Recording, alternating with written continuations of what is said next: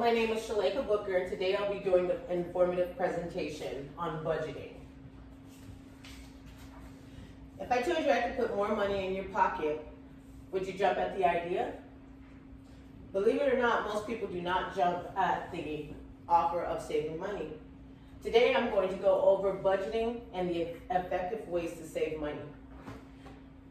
One of the reasons why this is important is, have you ever went to the bank account or saw your bank account and realized, hey, you know, the money that I spent last week from Starbucks, it kind of offset my budget a little bit. Or planning this girl trip and realizing how hard it may be able to save money for that trip. The first budgeting technique I will introduce to you is the 50-30-20.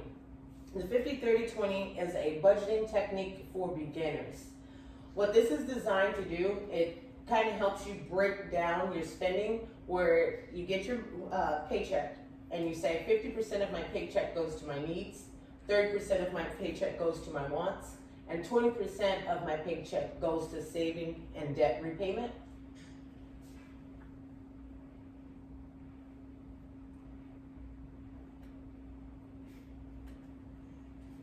Next, I'd like to talk to you about the zero-based budgeting. This one is designed to give every dollar on your paycheck a job. So, for instance, you got a paycheck for $3,000 or $2,800.50. $2,000 went to your rent, $500 went to your utilities, $350 went to your car payment.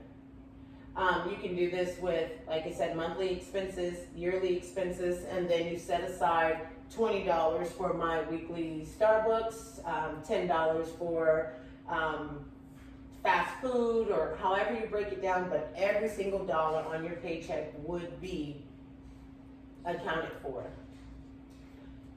A part of using the zero-based budget, I like to use the quote from Kathy Mueller. It's, remember to pay yourself first by setting aside part of your income for savings. Savings is one big part in budgeting.